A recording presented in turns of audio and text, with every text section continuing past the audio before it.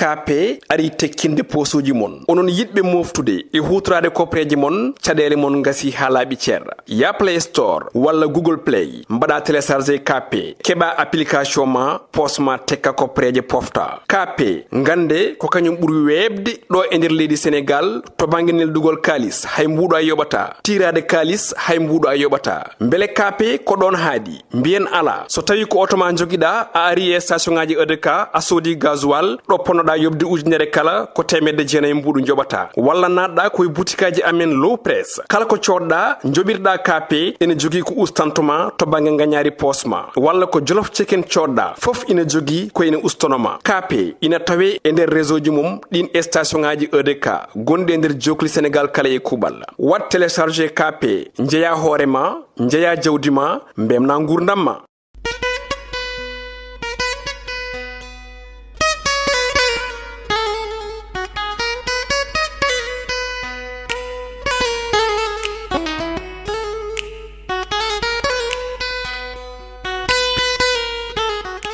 kisal Allah mon bandirabe musibbe teddube yebobe yawo Piindi TV won be der leydi Sénégal ha e bowal leydi on calminama on bismama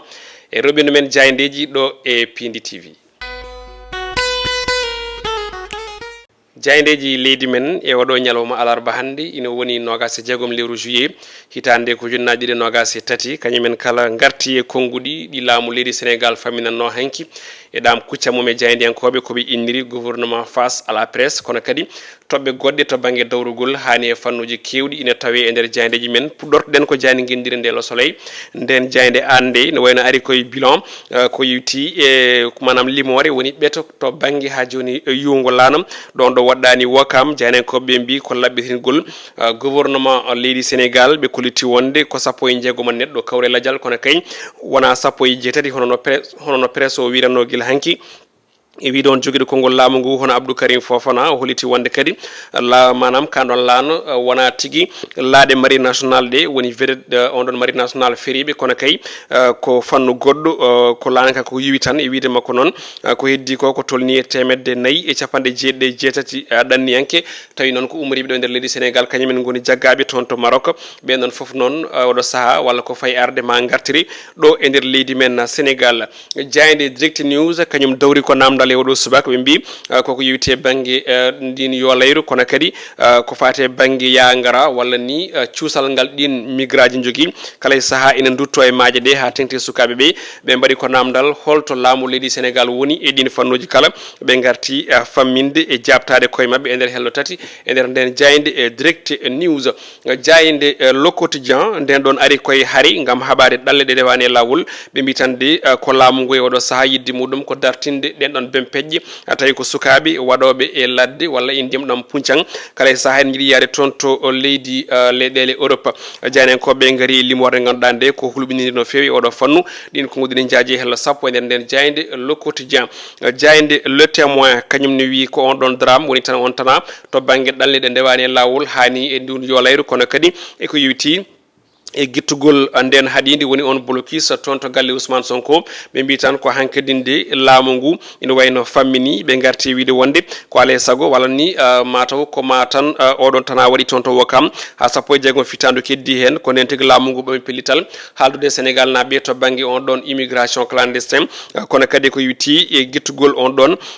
blocus tonto Ousmane Sonko Abdou Karim Fofana ina fammino wi wonde tan ko sayi itama ko on don natinno dude ko wite ko yo yimbe jippo e bolidi kono kadi yo bonnu taade woni non holliri ko jam kambe ne be git be gadda on don jam sabu laamu ngu ala ko wonir do tan so wana artirde jam dumido e der leydi ndi kala e kubal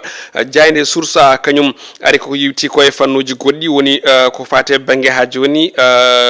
de manam ko biata ko wadde promulguer din loi di gandadi ko to bangi hono parrainage kono kadi e ko yiwti lomto walla ni e momtogol on don créé be bi ko holko sabi mawlendi Macky Sall ene fadi denede assemblée nationale woti kono kadi yawtini den non kule kala heddi tan ko mawlendi sifa on don décret mo ganduda ko bodo promulguer ko faate bangi den geddi kala goddum ko be ngarti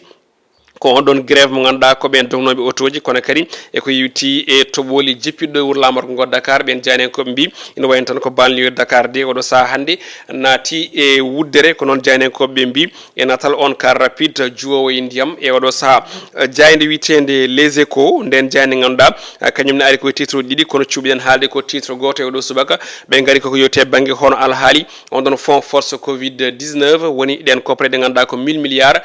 badnoɗo ɗo gam haɓade on ɗon rafi covid 19 kono kadi wallita ɓe ganduɗa ɓe ko golloɓe leydi ndi ɓe kolliti wonde tan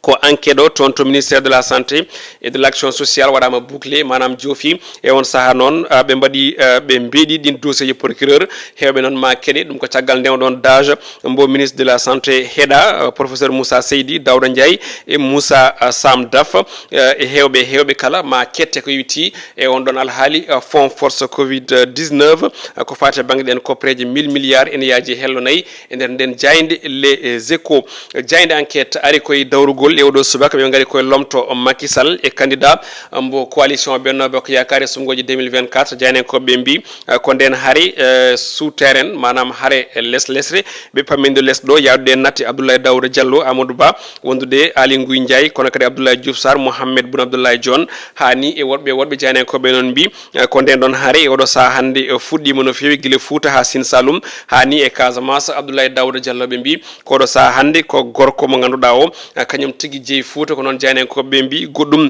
koɓe kaali hen ɓe mbi ko haare nde ganduɗa nde ko haare peeje hakkude Abdoulaye Daouda Diallo to nanggodiri Ali Ngouille Ndiaye tawi ɓe kaɓoto ko Amadou Ba foof de wadde noon jaynen koɓe mbi premier ministre o kañum tigui ɓuuri wonde favori e lomto mo leydi ndi to banggue on candidat APR kono kadi e Benno Bokk Yakar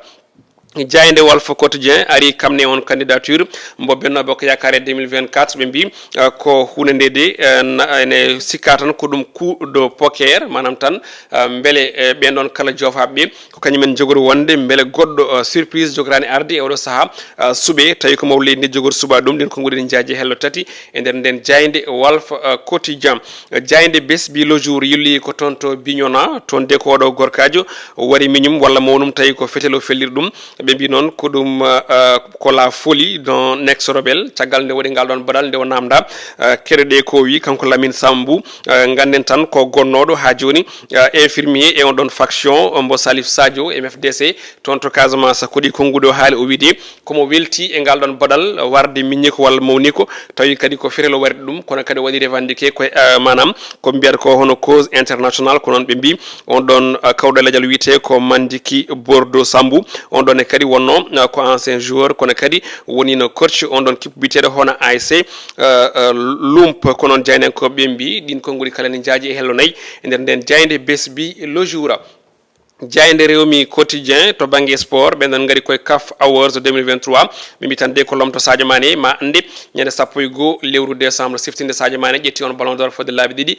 2019 et 2021 walla 2022 kona ɗum jayde Stade Quotidien ari kadi ha joni ko yewti e transfert Sadio Mané toon to Al Nassr to Arabie Saoudite ɓe kolliti wonde tan ko foof de jogori jouoyede ko toon to Japon nde tawno ɓiɗɗo bambalinajo ne tawe toon ne tawde e kimmuɗum Bayern ɓe kolliti wonde ko agent makko ina tawe toon to Tokyo ɗum ko gam ha joni yewtidde ko wiyete négociation hakkude makko e club Al Nassr goɗɗum ko tawete hen ko Nicolas Jackson attaquant mbo Chelsea o wi tan de so tawi hande o ombo yerodiri e Didier Drogba yidde makko tan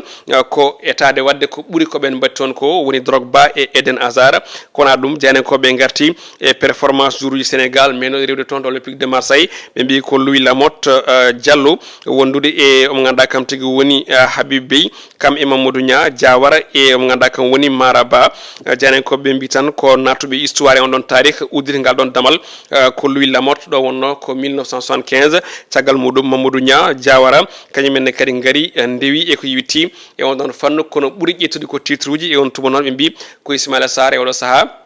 ina wawi tigui kamne windude tarikh muɗum mantiniɗo toon to on ɗon club biteɗo Olympique de Marseille ko ɗo uddi roɓino men jayndeji e oɗo ñalawma hande alarba joni joni o paaɗen koye fait divers peddi vere oɗo ñalawma handi garaten koko yewiti e ala haali oɗo fond force covid 19 ko pré de ganduɗa jaltinanoma ɗo tawi ko laamu leydi sénégal wondude patronat o kono kadi eɓen ɓe ganduɗa kañumen goni liggottoɓe laamu ngu nder leydi kamɓe caggal leydi jaltiniɗen ko préje beele ballita won e société ɗi ganduɗa ɗi ngala sembe e doole e saaha on ɗon mboros covid 19 e saaha nde gollorɗe kewɗe dicci kono kadi yimɓe hewɓe jaltina gollorɗe ɗe saabi noon laamu ngu jogui gonɗon miijo woni on ɗon fond force covid 19 mbo ujunere milliard e haali CFA caggal muɗum ɓeɓe ganduɗa kañumen goni tambiɓe yurnitade e gueɗe liggey laamu beele koppareje biyaɗɗe no jaltiri hon noon beele kadi ɗo fonno ɗo yettade yettima hono ɗon nde yurnita noon tawa wonde ko heewi ne ngakki hen saabu ɗo fonno ɗo yettade yettaki ɗon saabi noon nde on ɗon dossier OFNAC walla ni mbiyen on dossier mo ganduɗa ko ɓen ɓe ganduɗa kañumen goni tambiɓe fannuji ɗin ɗon jettini ɗum laamiɓeɓe laamu ngu kamne waɗi accéléré on fan o howite on ɗon fannu caggal nde ɓe dokki ɗum dik woni division des investigations criminelles ɓen ɓe ganduɗa ko police wiyaɓe yo jurnita fanno nde ƴewti ɗin dossier kala jetti procureur hande ne procureur de la république kamne umminima nden ɗo umminima kan ɗon haala woni namdade ɓen ɓe ganduɗa inde mumen ina tawe ko yetti on ɗon fanno guiley dage uji ɗi guiley fournisseur uji guiley kadi ɓe ganduɗa kañumen goni waɗannoɓe commandé ko yewti ɗin hôpitaux ji en nani hen inde professeur Moussa Seydi kono kadi e Dawda Ndiaye e on ɗon Moussa Sam Daf toon to Dalal Jama foof en inde mumen nani hen kono noon pamen tan ko ɓen ɗon goni koye namdede beele ko mbaɗɗon ko commandé beele yettima no yettiri ni beele ko ɗum yetti toon e facture aji gueɗe mbaɗe noon ɗum ɗo noon ko état ƴewde famde holto ɗin 1000 milliards uji walla ɗen copraji ngakkude loggi e on tuma noon hollirde wonde eɗen mbaɗa magnifié eɗen jonna on accélération mo ganduɗa laamu leydi sénégal daranima ɗum gam ɗen copraji gande to ndewi kono kadi ñambi ɗum ɓe nanggue jooɓa kono kadi ndewne e lawol ɗum ɗo eɗen gandi weeɓani dumunaji jewtuɗi saabu ko ɓuuri ujunnaje temedde dossier ji nana goni tiroir uji toon to OFNAC kono kadi nana goni tiroir uji toon to ganduɗa kañum woni DGE e nokkuji goɗɗi ganduɗa ɗi hande kañum mbaɗata ko wiyete expression so tawi en kaali konngol ngol woni laɓɓinde ha laaɓa ceere walla yurnitade ko fate banggue golle laamu ngu donc noon hewno tan ko wiyede wonde ministére naggam tumama hen walla directeur naggam tumama hen kono noon ɗin ɗon dossier ji mbaɗe tiroir gudde cohe caaɓe kadi bedde kono noon en jingol lawol kam laamu ngu nan yaha jusqu'au bout nan yaha ha ande vraiment holto rewi en copraji wadde eɗen mbawi wiide ko ɗum tabal mawgal to banggue gonka leydi ndi ko ɗum tabal mawgal to banggue yidde laɓɓinde ko yewti koye ɗin fannuji kono kadi yidde joni joni o artirɗen copraji ɗe ganduɗa ɗe ko ciiɓade kono kadi e ɓen siiɓiɓe janggo e jaam kemne e lawol wadde eɗen mbawi wi tan ko ɗum hunde ganduɗa nde ko fattam lamire janggo e jaam so tawi rapport aji gaari ma hollir wonde laamu leydi sénégal ene daari gam laɓɓinde copraji ko wiyete ko bonne gouvernance on ɗon kono kadi rewnude copraji ɗe lawol nde tawno copraji 1000 milliards ɗe wona Samba Jeeyi wona Demba Jeeyi ko copraji dendade hen gueɗel ni ko ɗum ñamade hayso tawi wona foof yoɓete ko feccere yoɓe nde feccere hokke kono kadi aussi ne moƴƴi kala ko yalti rewi nde ande beele ɗo ummi ɗo ummirima no foti no ummorade ni so tawi ko ujunere wiya beele ujunere nde foof yalti fayi koye nde temedere fayi koye nokku naggam nde ɗo ɗe temedde ɗiɗi payi koye nokku naggam beele ɗum yettima no yettiri ni kadi beele waɗirama hono noon foof ne moƴƴi nde tawno sénégal eɗen gandi kala nokku ko ɗum tame kadi ɓuuro sewde gudde to ummoto ko ɗum gudde jaaƴƴi ari yettimi oɗo tami gudde ɗe patine ko ɓuttidi ko heddo dow ko sewi ko sama so yettima o e tame kadi aussi ɓeyɗo fatinede ko ɓuttidi ko kadi heddo dow ko ɓuuri sewde ko kadi ɓeyɗo samde noon yahata ha yetto nde fotata yettade ɗo yettiɗo taw ko yettata ko gabbel gotel mala gabbon ɗi ɗon te ɗum harata ɓen ɓe ɗum fayi ɓe wadde so tawi hande o laamu ngu wawi wadde oɗo enquête ngoɗo losko ha kay ɓen tumaɓe hen ɗen gueɗe mbawa non seulement tan addude copraje ɗe kono kadi ndewne e lawol eɗen mbawi tan so tawi woniri hono noon ma leydi meɗen yaltu e ko yewti yogo e gueɗe woni mbuñaari walla ni siɓade ngaloji gendi ɗum noon ko ɗi konngoli guddirten e ko yewti e fait divers men e oɗo ñalawma hannde toon to caméra ko Djiby Dieng en jettimo montage ko Ali Fall aadi moon e roɓindo jayndeji so Allah lamɗo jaaɓi ko janggo alkamisa yo en gone jaam.